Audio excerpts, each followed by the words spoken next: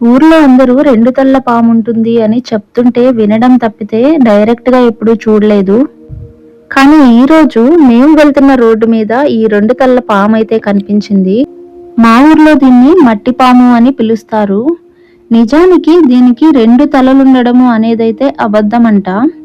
మిగతా పాముల్లాగా దీని తోక కొంచెం సన్నగా ఉండకుండా కొంచెం రౌండ్‌గా తలలాగా కనిపించడం వల్ల దీన్ని రెండు తలల పాము అని పిలుస్తారంట. ఇంకొక ఇంపార్టెంట్ విషయం ఏంటంటే దీని మీద కొన్ని అపోహలు ఉండడం వలన మార్కెట్‌లో దీన్ని అమ్మకాలు జరుపుతారంట. దీని వెయిట్‌ని బట్టి కొన్ని లక్షల వరకు కూడా ఇది అమ్ముడుపోతుందంట.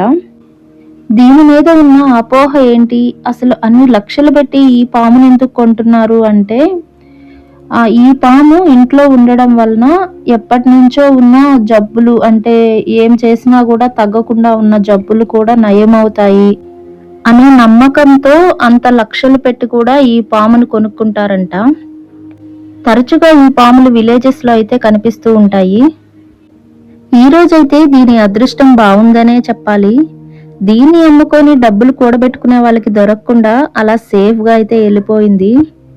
అయినా ఈ కాలంలో కూడా ఇలాంటి అపోహలేంటి? ఒక పామును తెచ్చి ఇంట్లో పెట్టుకుంటే ఎప్పటినుంచో ఉన్న జబ్బులు నయమవ్వడం ఏంటి? నాకైతే ఇది చాలా స్ట్రేంజ్‌గా అనిపించింది. మీ ఒపీనియన్ ఏంటో కామెంట్ చేయండి.